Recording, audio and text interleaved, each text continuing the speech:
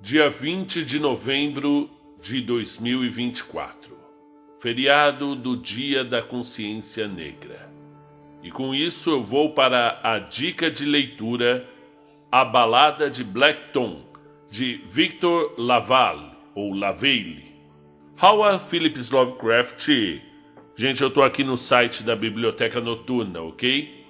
É conhecido por duas coisas. Primeiro, a sua obra monumental, isso pouca gente duvida, na qual ele criou todo um gênero conhecido como terror cósmico, que mescla horror e ficção científica. E em segundo, por ter sido extremamente racista e xenófobo. A sua visão preconceituosa do mundo aparece de forma clara em muitos de seus contos, nos quais minorias e estrangeiros são representados negativamente, às vezes até como fonte ou catalisadores do terror e do medo, da desconfiança do outro, e da alteridade é combustível para o horror cósmico. Durante a infância e a adolescência, o nova-iorquino Victor LaValle adorava ler as histórias de terror de Lovecraft. Mas conforme foi crescendo e amadurecendo, ele começou a reconhecer a marca do racismo do autor em sua obra. Essa revelação teve um grande impacto em LaValle e em sua identidade como escritor, já que ele é negro, já que Howard Phillips Lovecraft despertou o seu amor pela literatura de terror, mas também fez com que ele refletisse sobre sua própria posição enquanto autor negro, escrevendo em um gênero majoritariamente branco. E aí a Balada do Black Tom representa tanto um tributo à obra genial de Lovecraft, quanto uma crítica incisiva ao seu racismo. LaValle escolheu um dos contos mais abertamente preconceituosos de Lovecraft, e eu, narrador, concordo, tanto que foi o último dos contos conhecidos que eu narrei do Lovecraft. Eu fiquei anos e anos postergando, adiando, porque realmente eu me sentia mal narrando este conto. E eu sei que você já sabe o nome dele, O Horror em Red Hook. E contou a história de novo. Então aqui, ó, LaValle, ou LaValle, eu não fui no YouTube para ver como é que é a pronúncia, escolheu um dos contos mais racistas do Lovecraft e contou a história de novo, substituindo a perspectiva do protagonista original, que é um policial branco, pela perspectiva de um músico negro. No original, o detetive Malone investiga o caso de Robert Sweden, e você já deve ter ouvido esse conto no canal aqui. Um homem misterioso e recluso, que pode ter uma conexão com vários sequestros. Na versão de LaValle, o mistério de Robert Sweden é revelado pelos olhos de Tom Tister, um músico do Harlem que Sweden envolve em seus negócios sinistros. A Balada do Black Tom é uma combinação perfeita do horror Lovecraftiano com uma análise sensível da experiência negra nos Estados Unidos, tanto nos anos 20, quando se passa a história, quanto na atualidade, já que questões como o racismo e a violência policial abordados no texto continuam relevantes e mais discutidos agora do que nunca. Então essa foi a dica de leitura pela editora Morro Branco, A Balada de Black Tom. Agora vamos à história.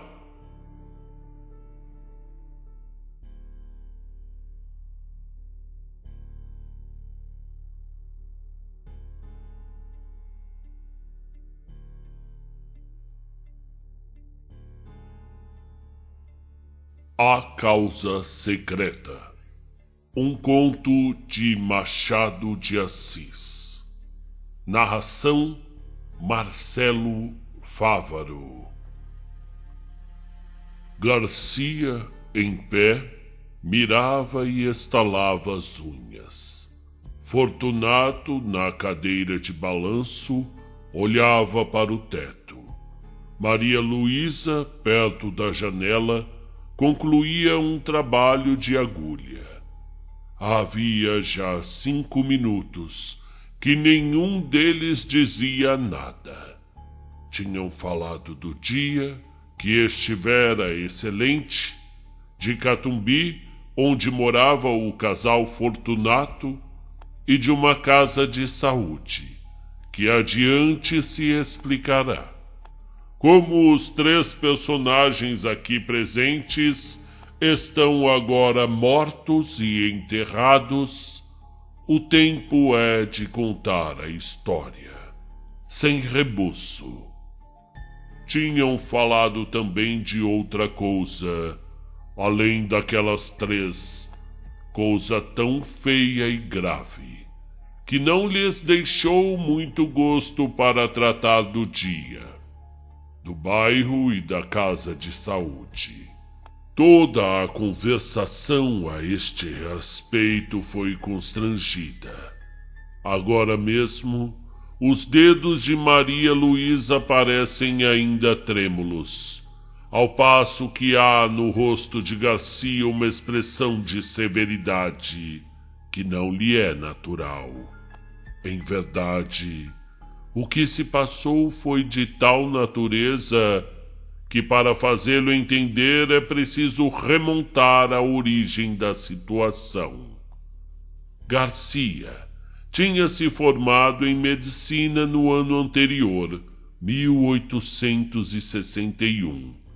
No de 1860, estando ainda na escola, encontrou-se com Fortunato pela primeira vez à porta da Santa Casa.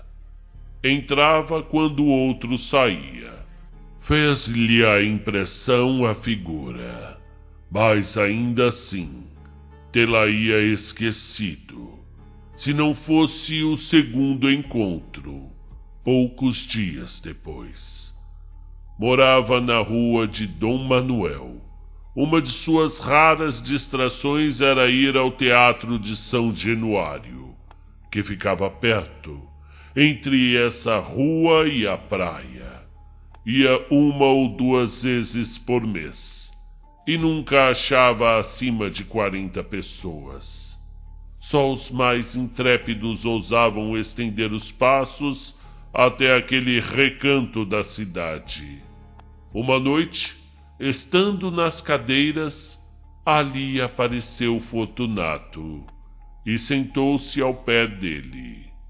A peça era um dramalhão, cozido a facadas, ouriçado de imprecações e remorsos. Mas Fortunato ouvia-a com singular interesse. Nos lances dolorosos, a atenção dele redobrava.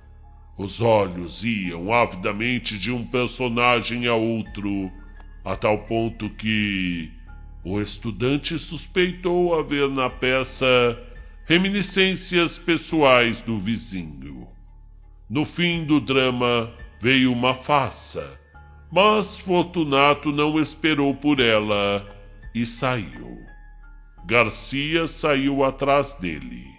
Fortunato foi pelo Beco do Cotovelo, Rua de São José, até o Largo da Carioca. Ia devagar, cabisbaixo, parando às vezes para dar uma bengalada em algum cão que dormia. O cão ficava ganindo e ele ia andando. No Largo da Carioca entrou num tílburi e seguiu para os lados da Praça da Constituição. Garcia voltou para casa sem saber mais nada. Decorreram algumas semanas. Uma noite eram 9 horas. Estava em casa quando ouviu o rumor de vozes na escada. Desceu logo do sótão onde morava ao primeiro andar, onde vivia um empregado do arsenal de guerra. Era este que alguns homens conduziam, escada acima, ensanguentado. O preto que o servia acudiu a abrir a porta.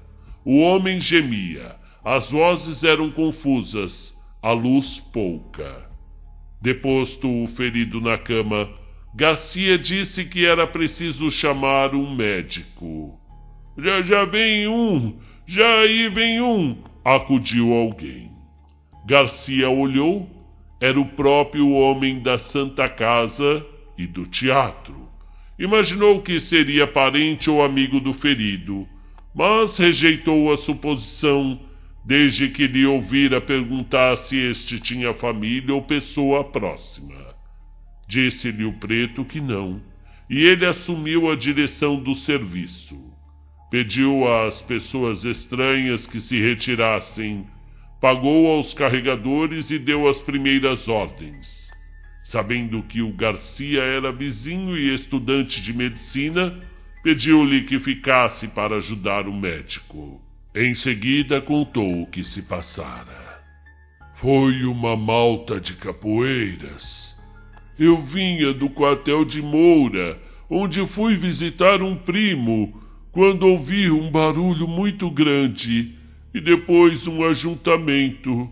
Parece que eles feriram também a um sujeito que passava e que entrou por um daqueles becos, mas eu só via este senhor que atravessava a rua no momento em que um dos capoeiras, roçando por ele, meteu-lhe um punhal.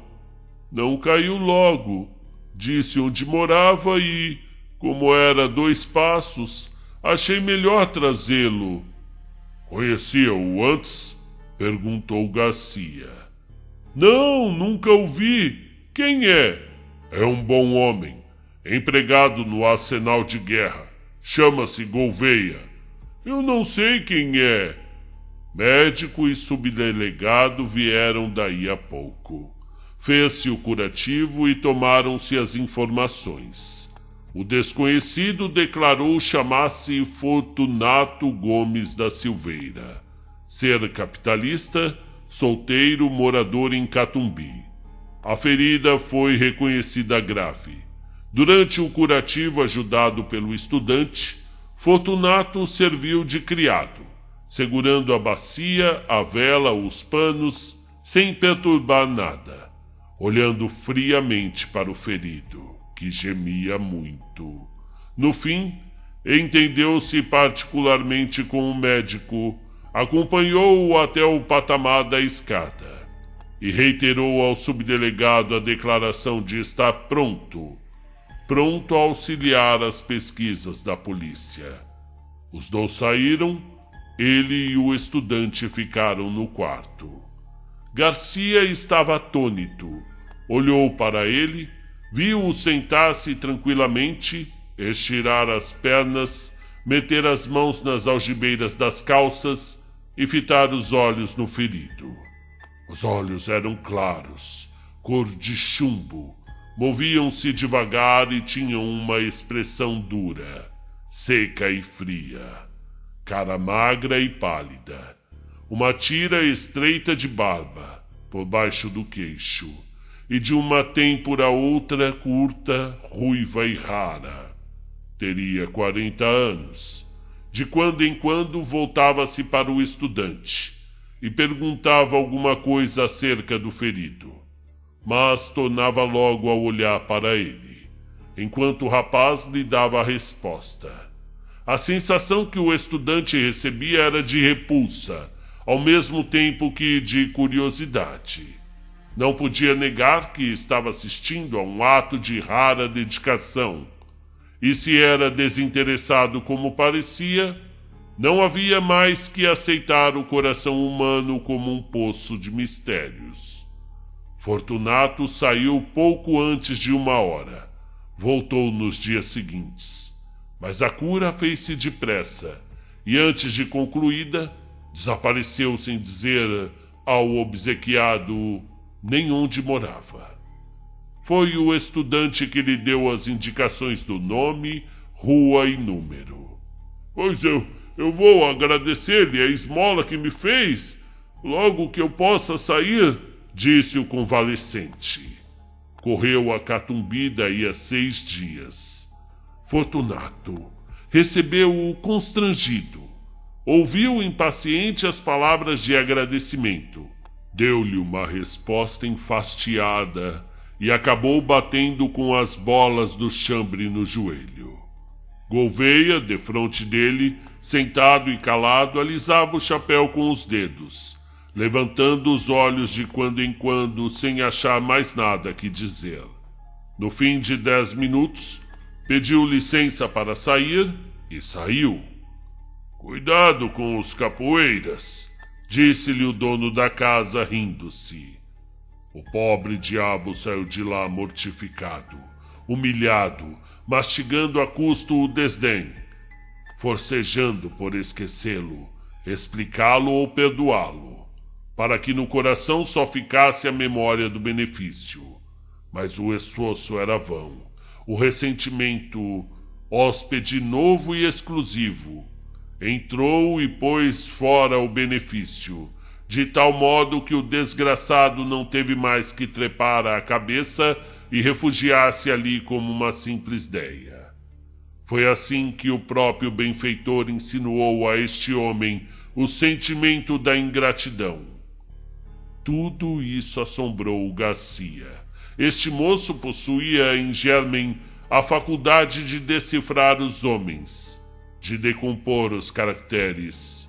Tinha o amor da análise e sentia o regalo, que dizia ser supremo, de penetrar muitas camadas morais, até apalpar o segredo de um organismo.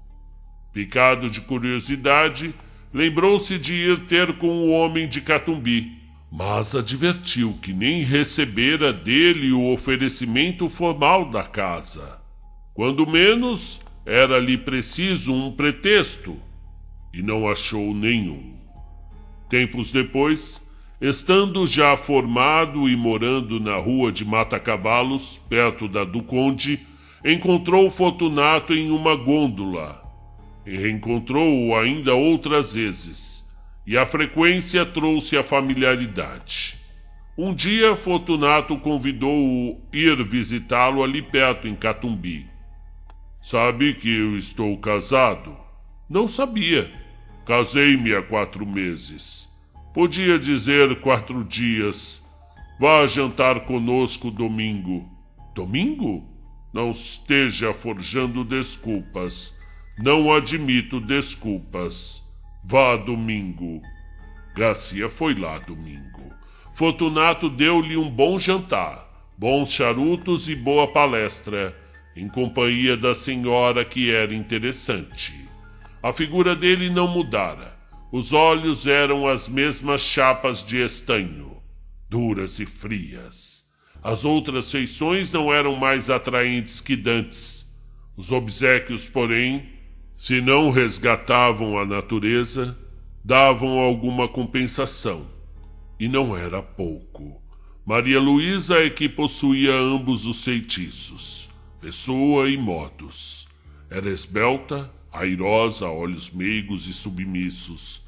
Tinha 25 anos e parecia não passar de 19.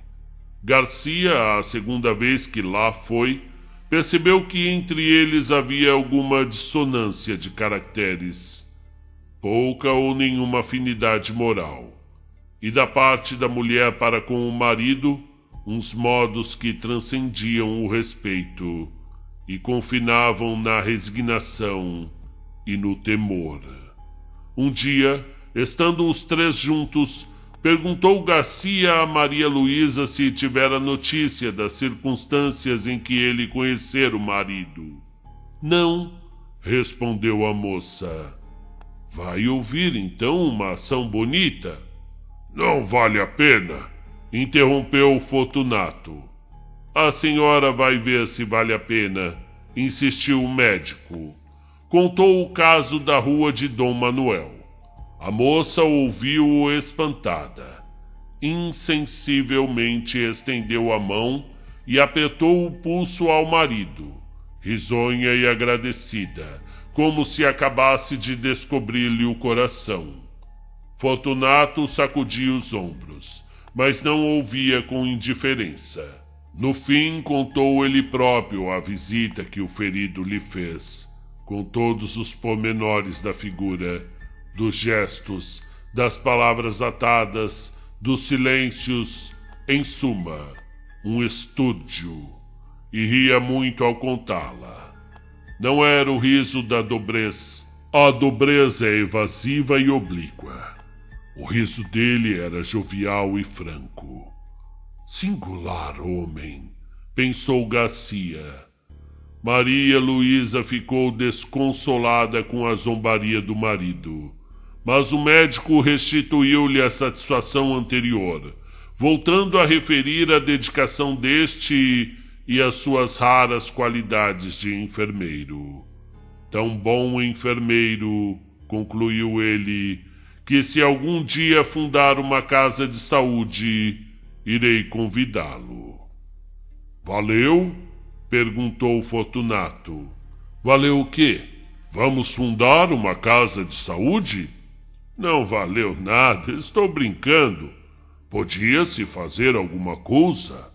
E para o senhor que começa a clínica, acho que seria bom.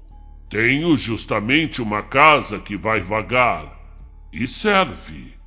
Garcia recusou neste e no dia seguinte, mas a ideia tinha se metido na cabeça ao outro, e não foi possível recuar mais. Na verdade, era uma boa estreia para ele, e podia vir a ser um bom negócio para ambos. Aceitou finalmente daí a dias, e foi uma desilusão para Maria Luísa. Criatura nervosa e frágil, padecia só com a ideia de que o marido tivesse de viver em contato com enfermidades humanas. Mas não ousou opor-se-lhe e curvou a cabeça. O plano fez-se e cumpriu-se depressa. É verdade que Fortunato não curou de mais nada, nem então, nem depois. Aberta a casa, foi ele o próprio administrador e chefe de enfermeiros. Examinava tudo, ordenava tudo, compras e caldos, drogas e contas. Garcia pôde então observar que a dedicação ao ferido da rua de Dom Manuel não era um caso fortuito, mas assentava na própria natureza deste homem. Via-o servir como nenhum dos fâmulos. Não recuava diante de nada, não conhecia moléstia aflitiva ou repelente, e estava sempre pronto para tudo, a qualquer hora do dia ou da noite. Toda a gente pasmava e aplaudia. Fortunato estudava, acompanhava as operações, e nenhum outro curava os cáusticos. Eu tenho muita fé nos cáusticos, dizia ele. A comunhão dos interesses apertou os laços da intimidade. Garcia tornou-se familiar na casa. Ali jantava quase todos os dias. Ali observava a pessoa e a vida de Maria Luísa, cuja solidão moral era evidente, e a solidão como que lhe duplicava o encanto. Garcia começou a sentir que alguma coisa o agitava quando ela aparecia, quando falava, quando trabalhava, calada ao canto da janela, ou tocava ao piano umas músicas tristes. Manso e manso, entrou-lhe o amor no coração. Quando deu por ele, quis expeli-lo para entre ele e Fortunato não houvesse outro laço que o da amizade. Mas não pôde. Pôde apenas trancá-lo. Maria Luísa compreendeu ambas as coisas, a afeição e o silêncio, mas não se deu por achada. No começo de outubro deu-se um incidente que desvendou ainda mais aos olhos do médico a situação da moça. Fortunato metera-se a estudar anatomia e fisiologia e ocupava-se nas horas vagas em rasgar e envenenar gatos e cães. Como os guinchos dos animais atordoavam os doentes, mudou o laboratório para a casa, e a mulher, com pleição nervosa, teve de o sofrer. Um dia, porém, não podendo mais, foi ter com o médico e pediu-lhe que, como coisa sua, alcançasse do marido a cessação de tais experiências. Mas a senhora mesma, Maria Luísa, acudiu sorrindo. Ele naturalmente achará que sou criança. E o que eu queria é que o senhor, como médico, lhe dissesse que isso me faz mal. E creia que faz. Garcia alcançou prontamente que o outro acabasse com tais estudos. Se os foi fazer em outra parte, ninguém o soube. Mas pode ser que sim. Maria Luísa agradeceu ao médico, tanto por ela como pelos animais, que não podia ver padecer. Tossia de quando em quando. Garcia perguntou-lhe se tinha alguma coisa. Ela respondeu que nada. Deixe eu ver o pulso. Eu não tenho nada. Não deu o pulso e retirou-se. Garcia ficou apreensivo. Cuidava, ao contrário, que ela podia ter alguma coisa, que era preciso observá-la e avisar o marido em tempo. 2 dias depois, exatamente o dia em que os vemos agora, Garcia foi lá jantar. Na sala disseram-lhe que Fortunato estava no gabinete, e ele caminhou para ali. Aí, chegando à porta, no momento em que Maria Luísa saía aflita, "O que é?" perguntou-lhe. "O rato! O rato!" exclamou a moça sufocada e afastando-se. Garcia lembrou-se que na véspera ouvira ao Fortunato queixar-se de um rato, que lhe levara um papel importante, mas estava longe de esperar o que viu. Viu Fortunato, sentado à mesa, que havia no centro do gabinete, e sobre a qual puseram um prato com um espírito de vinho. O líquido flamejava. Entre o polegar e o índice da mão esquerda segurava um barbante, de cuja ponta pendia o rabo atado pela cauda. Na direita tinha uma tesoura. No momento em que o Garcia entrou, Fortunato cortava ao rato uma das patas. Em seguida, desceu o infeliz até a chama, rápido, para não matá-lo, e dispôs-se a fazer o mesmo à terceira, pois já lhe havia cortado a primeira. E Garcia estancou, horrorizado. "Mate-o logo! Mate-o!" disse-lhe. "Já vai." E com um sorriso único, reflexo de alma satisfeita, alguma coisa que traduzia a delícia íntima das sensações supremas, Fortunato cortou a terceira pata ao rato e fez pela terceira vez o mesmo movimento até a chama. O miserável entorcia-se, guinchando, ensanguentado, chamuscado, e não acabava de morrer. Garcia desviou os olhos, depois voltou-os novamente e estendeu a mão para impedir que o suplício continuasse, mas não chegou a fazê-lo, porque o diabo do homem impunha medo, com toda aquela serenidade radiosa da fisionomia. Faltava cortar a última pata. Fortunato cortou-a, muito devagar, acompanhando a tesoura com os olhos. A pata caiu, e ele ficou olhando para o rato meio cadáver.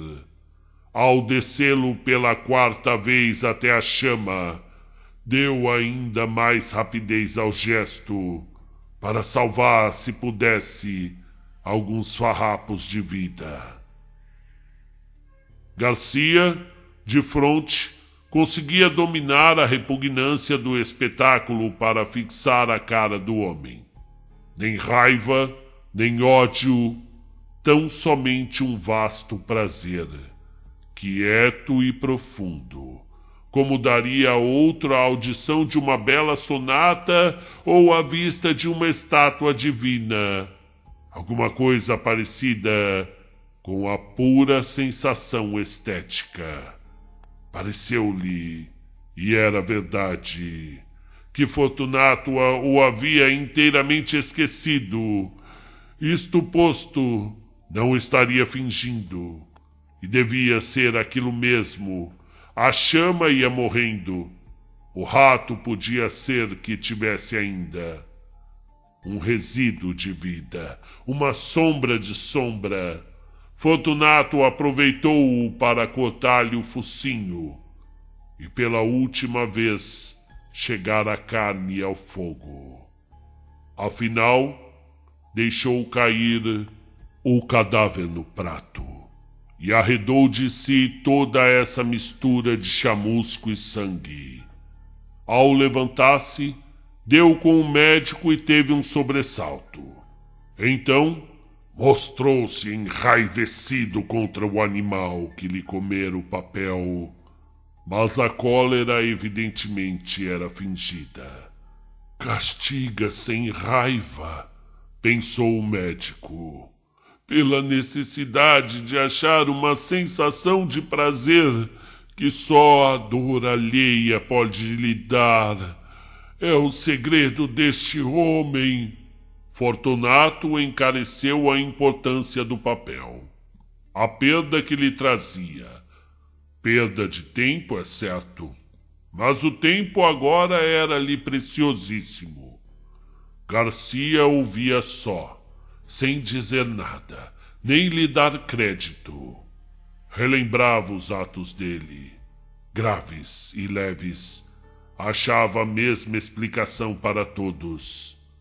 Era a mesma troca das teclas da sensibilidade, um diletantismo sui generis, uma redução de Calígula. Quando Maria Luísa voltou ao gabinete daí a pouco, o marido foi ter com ela, rindo. Pegou-lhe nas mãos e falou-lhe mansamente: "Fracalhona!" E voltando-se para o médico: "Há de crer que quase desmaiou?" Maria Luísa defendeu-se a medo. Disse que era nervosa e mulher. Depois foi sentar-se à janela com as suas lãs e agulhas, e os dedos ainda trêmulos, tal qual a vimos no começo dessa história. Hão de lembrar-se que, depois de terem falado de outras coisas, ficaram calados os três, o marido sentado e olhando para o teto, o médico estalando as unhas. Pouco depois foram jantar, mas o jantar não foi alegre. Maria Luísa cismava e tossia. O médico indagava de si mesmo se ela não estaria exposta a algum excesso na companhia de tal homem. Era apenas possível, mas o amor trocou-lhe a possibilidade em certeza. Tremeu por ela e cuidou de os vigiar. E ela tossia, e não se passou muito tempo que a moléstia não tirasse a máscara. Era a tísica, a velha dama insaciável, que chupa a vida toda até deixar um bagaço de ossos. Fortunato recebeu a notícia como um golpe. Amava deveras a mulher, ao seu modo. Estava acostumado com ela. Custava-lhe perdê-la. Não poupou esforços, médicos, remédios, ares, todos os recursos e todos os paliativos. Mas foi tudo em vão. A doença era mortal. Nos últimos dias, em presença dos tormentos supremos da moça, a índole do marido subjugou qualquer outra afeição. Não a deixou mais. Fitou o olho baço e frio naquela decomposição lenta e dolorosa da vida. Bebeu uma a uma as aflições da bela criatura, agora magra e transparente, devorada de febre e minada de morte.